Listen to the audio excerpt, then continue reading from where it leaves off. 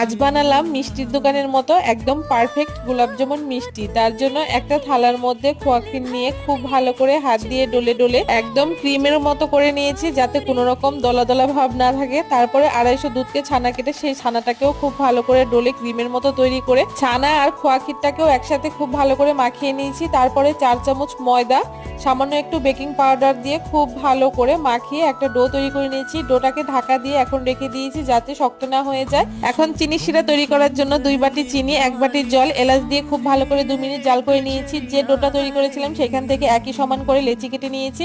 এখন হাতের সাহায্যে খুব ভালো করে গোল গোল করে আমি মিষ্টিগুলোকে তৈরি করে নিয়েছি। মিষ্টিগুলো আপনারা ছোট কিংবা বড় করে তৈরি করে নিতে পারেন পছন্দ মতো।